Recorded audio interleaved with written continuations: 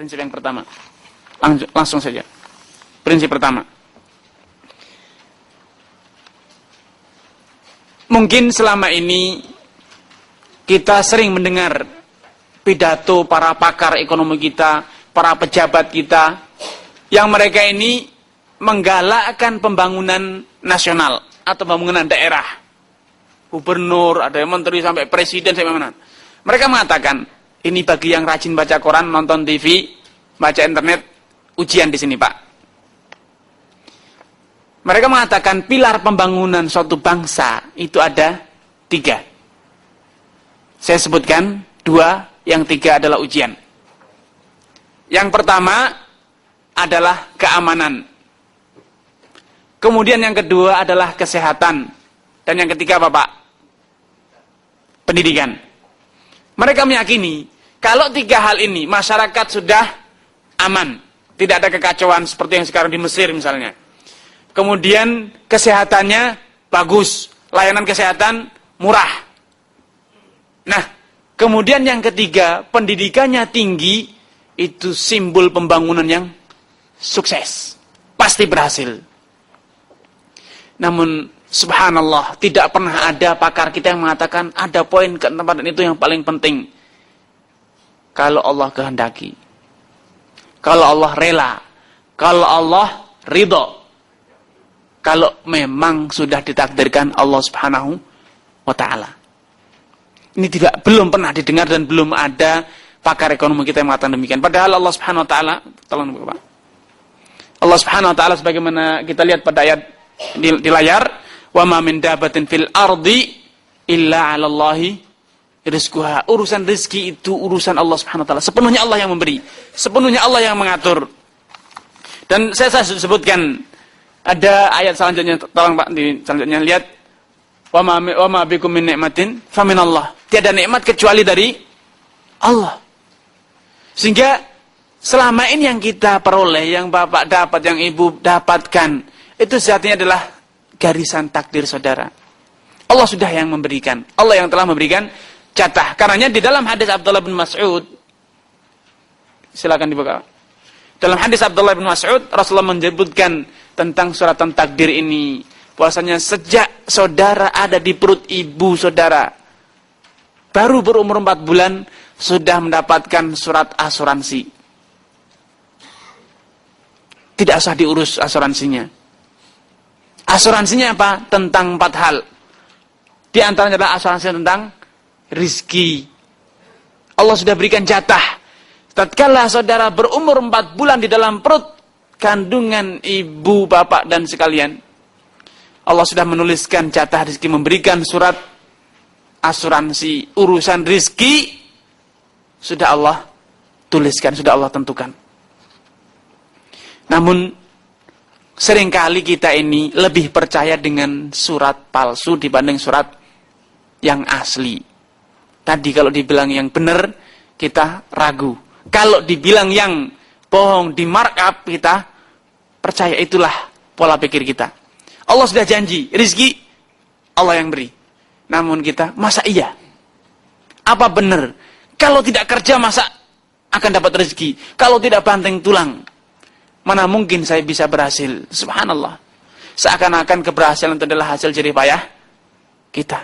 Padahal itu adalah jatah dari Allah. Kalau Allah tidak beri, walau saudara banting tulang, tidak akan bisa. Silahkan lihat orang yang di sekitar saudara, tetangga, kuli saudara. Bagaimana jerih payah yang dia kerahkan lebih dibanding yang saudara lakukan. Namun kenapa dia lebih sengsara, lebih sedikit rezekinya? Itulah urusan takdir. Saya tidak perlu nyebut nama. Ada dulu salah seorang yang dikatakan pakar ekonomi kita. Dia mengurus perusahaan apa saja, perusahaan tersebut pasti jadi besar dan survive, untung besar dan Masya Allah benefit. Akhirnya dia merasa, kemudian dia menjabat sebagai seorang menteri ekonomi kita. Dia merasa adalah orang yang pandai, punya pengalaman. Dia bikin perusahaan sendiri.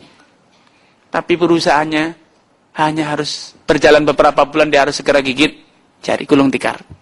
Kenapa?